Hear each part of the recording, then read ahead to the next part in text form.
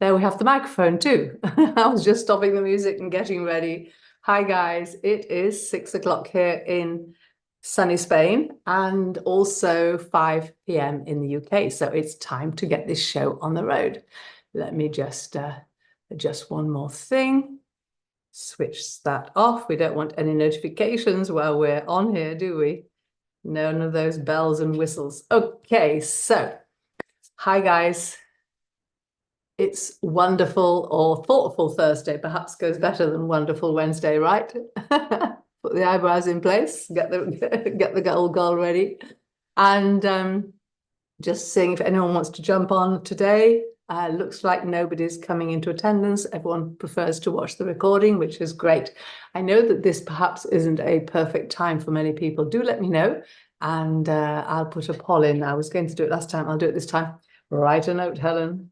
Poll for timing. So we'll sort that one out so more of you can have the opportunity of joining in here to this show. It's time to get started. Recording. Don't forget the recording. There we are. And it's go time. Okay, so I'm so excited about today. This is a wonderful thing to look into, the subject of power of resilience and turning setbacks into comebacks. Have you ever considered how your lowest moments in this game of life of ours, this wonderful game of life, can be the catalyst for your greatest growth, enabling you to build a better future and inspire others along the way? That's a big plus. So that's my question as we open up this live. Welcome to today's Uncover the True You live show, where we are going to be discussing the stories and strategies that shape our lives and how to turn adversity into opportunity. Today's episode is all about resilience. We're going to explore how to turn setbacks into comebacks. Whether you're facing challenges right now, personal challenges, career obstacles, or just a momentary rough patch, this episode is designed to inspire and empower you. So grab a cup of tea, get comfortable, and let's get this week's show on the road. So, what exactly is resilience? Resilience is the process and the outcome of successfully adapting to difficult or challenging life experiences, especially through mental and emotional and behavioral flexibility. It's about how we adjust to external and internal demands. So whether you're reacting to things that are happening outside of you, those extrinsic happenings, or that inner you, maybe thoughts and your own comfort zone challenges, etc. It's the capacity to withstand or recover quickly from life's difficulties. So it's about toughness, getting back up on your feet, even following a particularly impactful, possibly traumatic event, because we do go through it, don't we, sometimes? The ups and downs of life can be quite amazing. Is just hanging on in there and knowing how to get back again into that feeling of moving forwards and enjoying life again. It's much more than having the ability to bounce back, though, from difficult times. It's about adapting to that change, growing from challenges and coming out strong on the other side, as I mentioned. There's a quote from Steve Maraboli, or I don't know how he pronounces it, Maraboli maybe. He is a writer, a speaker, and also a veteran. And he says, life doesn't get easier or more forgiving. We get stronger and more resilient. So that's a good quote to start with. Let's find out and dig in now what it's all about and how to do that. Oh, there's one more. There's a great metaphor about bamboo. I don't know if you've heard it. They say that bamboo is one of the most resilient plants on earth. It looks really delicate, right? Especially when you start planting those young shoots, but it can withstand severe weather conditions. It bends, but it doesn't snap. It doesn't break. So thanks to its flexibility, it stays firm. So let's stand our ground against the wind. Let's stay firm against all odds and build our resilience. Let's look at some examples, some powerful examples of what resilience is like in action, proving that setbacks can indeed lead to the most extraordinary comebacks, hence the title. Michael Jordan, many of you will probably know this one, especially the sport buffs. He was cut from his high school basketball team. They said that he couldn't cut the team, but he didn't let that setback define him. He used it as motivation to work even harder, and his resilience turned him into one of the greatest basketball players in all time. We know that. Walt Disney was another one. He was told he lacked imagination. Imagine, he never gave up on his vision, though, of building a huge children's playground. Through creativity and innovation and imagination, of course, he built a successful, world-renowned business. But before he got there, he was fired from that newspaper because they said he lacked the ability. He didn't have the wherewithal, the thought power, the imagination to do that. And he went bankrupt several times and faced many rejections and failures. One more, Vera Wang. Have you heard of her? Famous fashion designer, successful fashion designer. She was devastated when she was cut from the Olympic figure skating team, US one. And then she was passed over for a promotion at the magazine Vogue. So that wasn't a very happy moment for her. We can all suffer disappointment after disappointment, but let's not allow those countless setbacks to deter us. At 40 years old, Vera Wang, instead of giving up, her resilience propelled her to become one of the most iconic fashion designers in the world today. So there we are, 3 examples, and there are many more. I spoke today on a reel and various places in social media about the writer of Harry Potter. The name's gone right now, but she also, so many examples. And of course, you'll know yourself, you'll know other people. So another question is, what strategies can you actually start implementing today? Or indeed, what strategies have you used so far to build your own strength and resilience? That's a question to think about. So what do we do? Embracing change, number 1.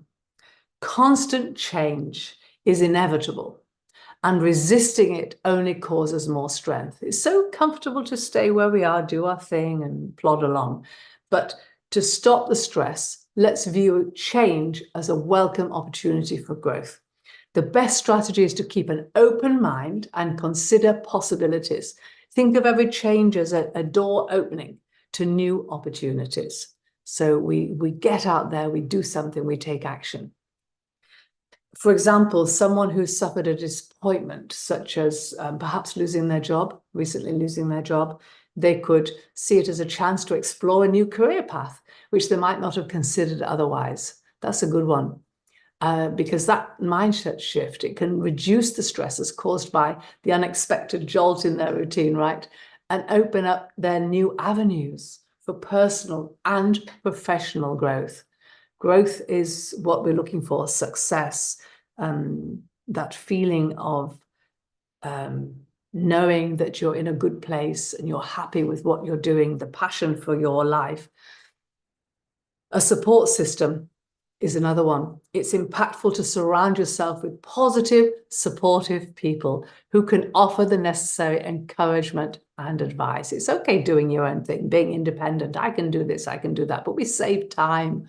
We save more stress. We save, especially making more and more mistakes and getting down deep into a worse situation. So don't be afraid to connect with family, friends, or mentors when times get tough.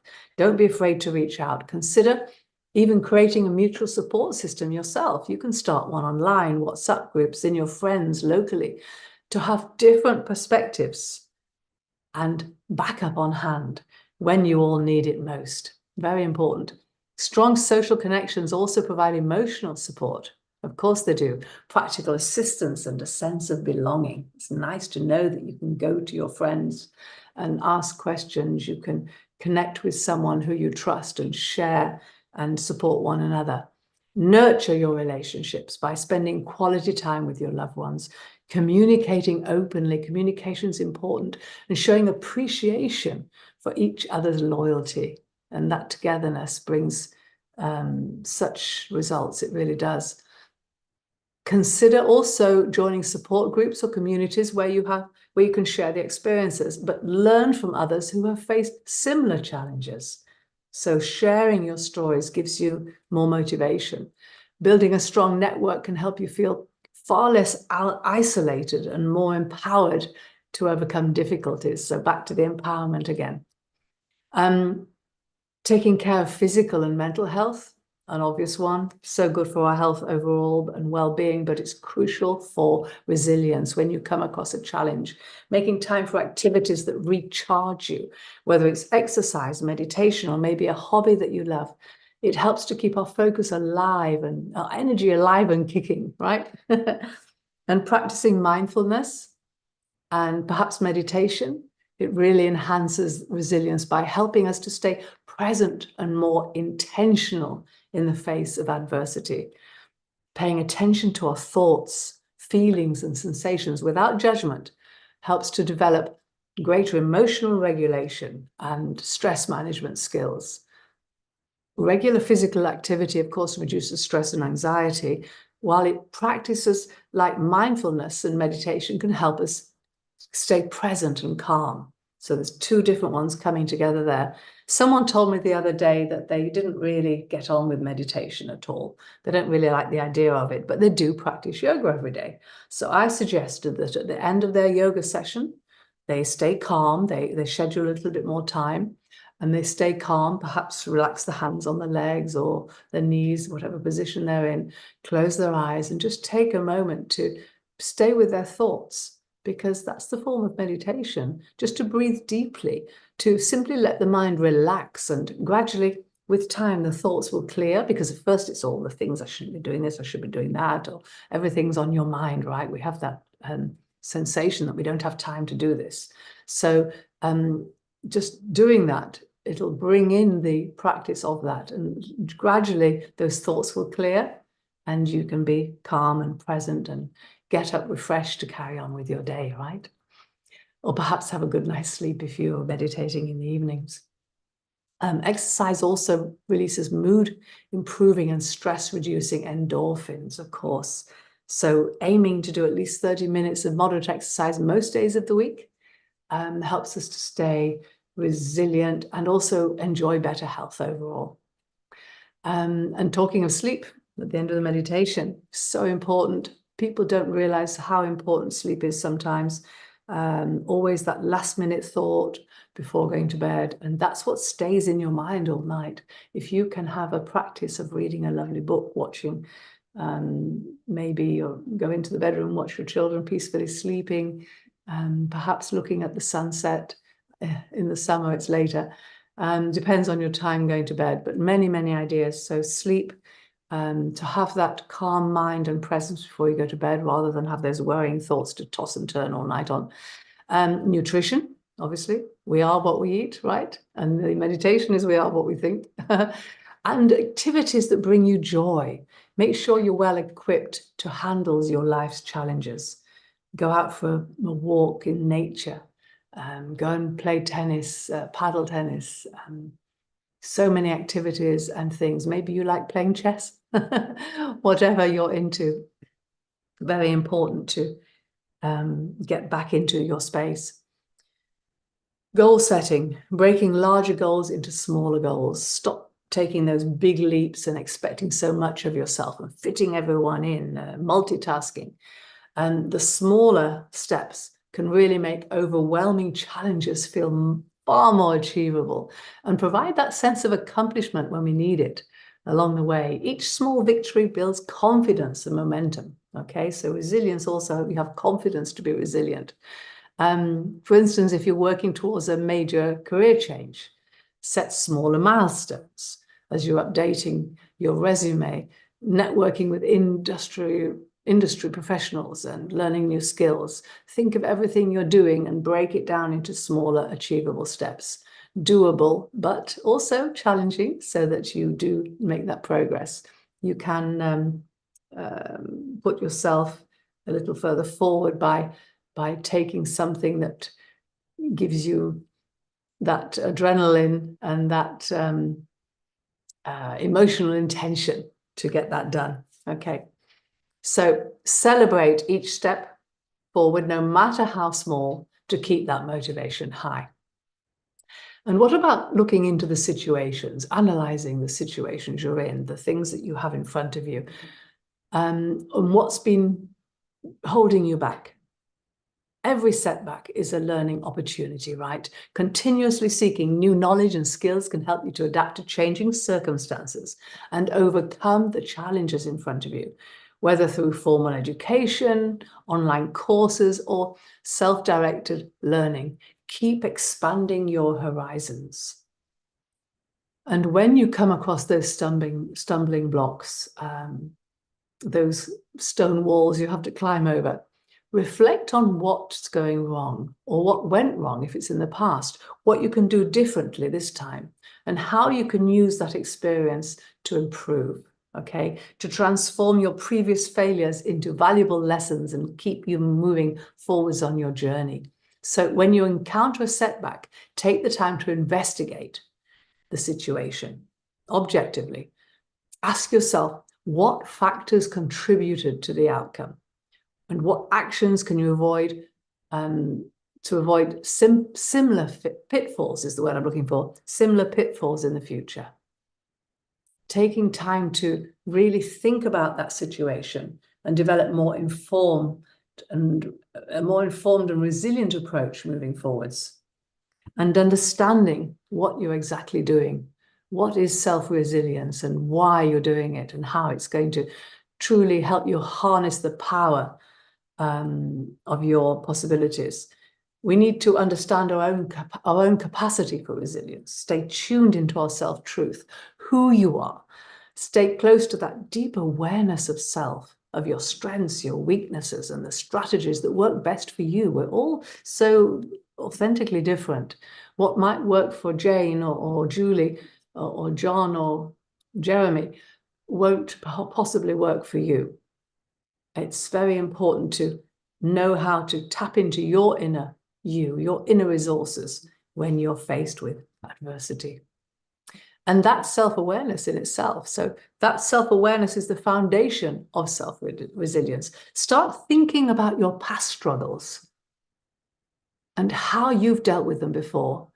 We've covered this methodology on a recent show. We spoke about the self-discovery roadmap, going back into our earlier years and looking at the experiences we went through and reflecting on what strategies you've used since to overcome those difficulties, how you emotionally responded to those tough experiences, or how you respond these days to something that's going on perhaps in your life. And how these experiences, or how did they influence your actions? So it's getting to know you, looking deep inside, reflecting, journaling. That's one that keeps coming up and again and again, doesn't it? And regularly writing down these thoughts, your feelings and experiences is another valuable tool. It can help you identify patterns about how you're responding to things that are popping up in your life and holding you back. This conscious awareness of the authentic you helps you to approach future challenges and gives more powerful intention to build on your strengths and address recurring weaknesses, okay? We might be having a problem with something that we find we're eating or drinking a lot of, or we find that every time we go driving, somebody might be just slightly out of line and you start shouting with the stress.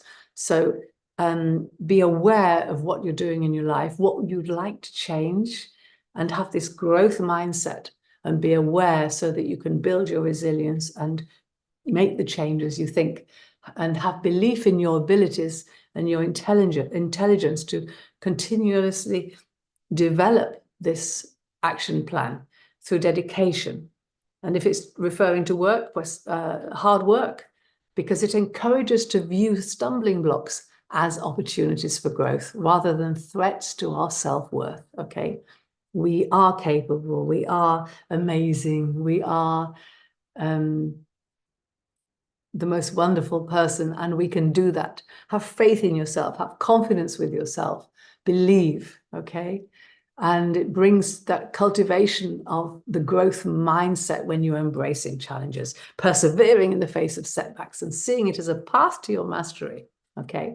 And if you find that you're doubting, we're going to look into negatives and positives now, but remember that it's very helpful to talk to someone else, a close friend, someone you trust, and try to switch that negative into a positive. Really helps. It's a lot of we are what we think.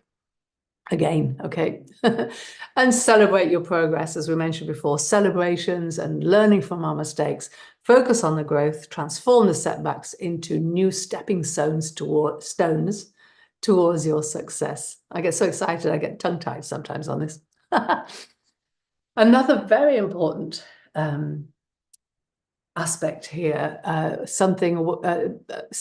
way to gain your resilience, okay, is the ability to turn, as I mentioned before, negative experiences into positive ones, a very powerful aspect. So a positive mindset not only boosts your resilience, but also enhances your overall well-being by concentrating on what you can control and realizing what you can't control. Creates that sense of peace and stability. And don't we all want that in our lives? Gratitude. Cultivating gratitude plays a crucial role in this process. When you regularly reflect on the positives and express thanks, you shift your focus from what's lacking to what's abundant in your life. The shift in perspective significantly impacts our emotional strength and the ability to bounce back. Okay, so if you want to bounce back from adversity, think of positive things, think of joyful things, switch your day into something that you really want to do rather than you dread doing. Get help, reach out, eat that frog, as they say, first thing in the morning, as in get that difficult job done in the morning so that then you can focus on more things that you love and enjoy life more. Easier said than done, right? But we're looking into that right now. For example, let's look at these positives and negatives. The fear of failure versus embracing learning opportunities. So rather than having that panic, breathing, I can do this. I'm going to embrace this. This is what I want to do, what I need to do. Because fear of failure can be paralyzing, preventing us from taking those risks and pursuing our intended goals. We need to breathe, walk forwards, give ourselves the credit.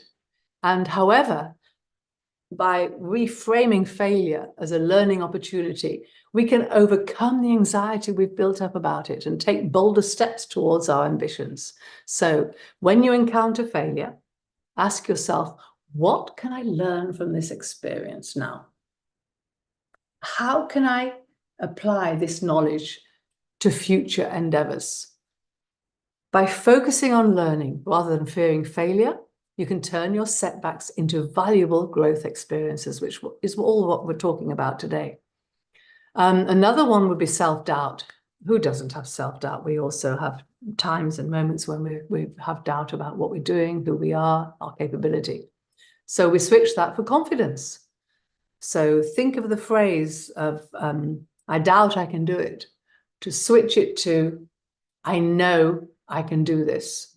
Change it, switch it around, flip the switch. Self-doubt can erode your confidence and prevent you from achieving your potential. To transform self-doubt into self-confidence, focus on your achievements so far and your strengths. What are you capable of? What would you love to do? And switch things, maybe change your career. Perhaps today you have a plan to do something that you're not very happy about. Talk to the people that you made this plan with and suggest perhaps you can involve what you love also. Remind yourself of who you are and what you want.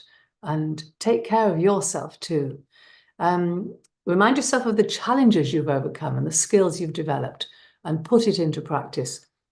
Practice positive self-talk and affirmations to reinforce yourself in your, to reinforce your belief in your abilities, okay? So you know who you are, you know what you're capable of, and you go forward and use that to be successful.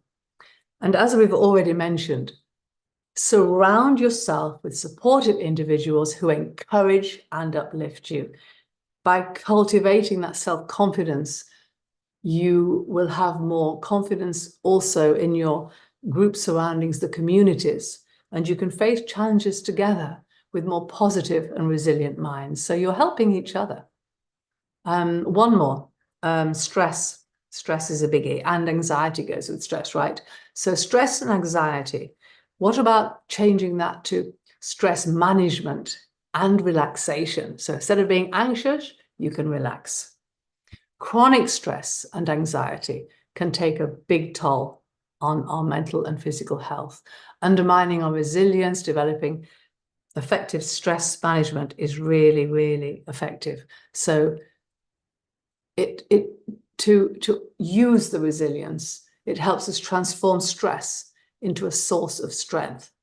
So in other words, when we have that stress and that anxiety and that heavy, heavy feeling, think of what you can do to transform it. Use one of your strengths, one of your capabilities. What can you possibly do to avoid that? We all have stress in our lives. It's normal. I think I mentioned this last week. It's actually good for us because it gives us that energy, those positive vibrations to move forwards. But chronic stress is not a good thing. So having resilience, building your resilience, stops that chronic stress. So brief stress, temporary, okay. But that long-lasting heavy pressure, depression, obviously is not the road to travel down.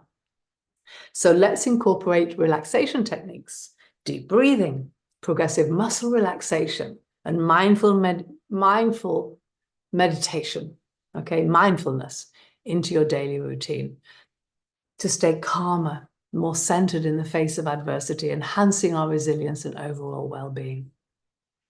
But on that note also, perhaps we need to set boundaries sometimes.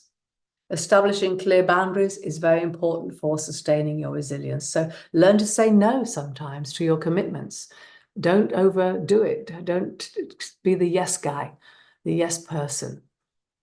Don't say yes to things that drain your energy or compromise your health. Prioritize your activities and relationships that support you and align with your values. So knowing who you are, your authentic you will have that knowledge, you will have that wisdom so that you can schedule your day, you can move forwards in the correct way and gain so much more in your life. And to sum this up, really, resilience isn't about bouncing back from adversity. It's about growing stronger and transforming setbacks into comebacks by understanding the concept of resilience, by building self-awareness, cultivating a growth mindset, and implementing practical strategies. You can enhance your ability to thrive in face of adversity. So if you're struggling to build resilience on your own, consider seeking professional help. Therapists, counselors, and of course, coaches, they all provide valuable guidance and support you to support your resilience. They can help you develop personalized strategies just for you and coping mechanisms tailored to your particular needs, your unique needs.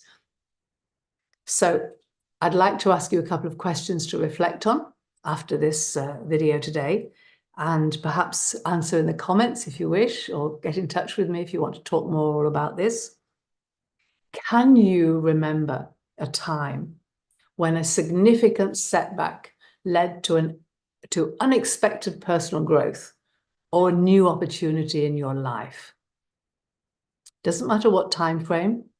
Maybe something when you were young is more impactful because it's brought to you your values and who you are, how you coped with it. So another question would be on that frame, what do you do to help you overcome that challenge? Or what generally do you do to overcome your challenges? Do you meditate? Do you practice yoga? Go out for a walk, talk to someone, take time out, some me time. Look at your values and realize which you're in alignment with at the moment, which you're perhaps not so aligned with, and make some adjustments. And another one, last question, how can you use your experiences of overcoming adversity to support and inspire others in their own journeys? Help others, and in that way you also help yourself, because when you talk and help to other people, often there's things that relate to your own life, or you realize certain ways that that person responded to you, answered questions, did their due investigation into resilience, and you think maybe that would help you, and also then you can all group and help each other. It's wonderful to be able to use your experiences, right, to uplift other people too, and it uplifts us in return. I love my job, that's why I'm here. It's wonderful to connect with like-minded people and share space, a safe space to delve into who we are, what we are, and why we're here, what we're doing, how we're doing things. So on that note, I thank you so much for joining me today and sharing this talk about setbacks and comebacks. I hope it's been of use, and please let me know if you have any questions or comments. Thank you for joining me today. Remember, resilience is never about falling down.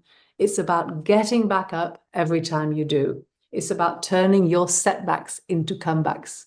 I remember when I was a little girl and learning to ride a horse, they say that you need to fall off a horse at least 7 times to become a better rider. Well, that's true with everything, right? So don't be frightened of failure. Use it for those comebacks and embrace it and become more resilient and experience that self-growth as we journey down these different pathways of life, the ups and downs, right? Swings and roundabouts. So I hope you feel now more inspired and more empowered to face your challenges head on. Don't forget to subscribe to my YouTube channel and tune in next time for some more inspiring content. Next week, we're going to be talking about goal setting. Very interesting. How once we know our self-truth and how we use that information to set realistic, achievable goals to get to where we want to be in life. Do you know what your values are, your vision is, your strengths, your mission in life, what your next action step is to get to your end game? What is your end game? Many times we have that question. We don't know what actually we want. It's difficult sometimes to pin down exactly what we're searching for. So tune in next week. Please join me on the live. It would be great to see you there, and we can talk about anything that you have questions on at the end, at the question and answer section. Until then, take care and stay resilient. Thanks for watching. Ciao.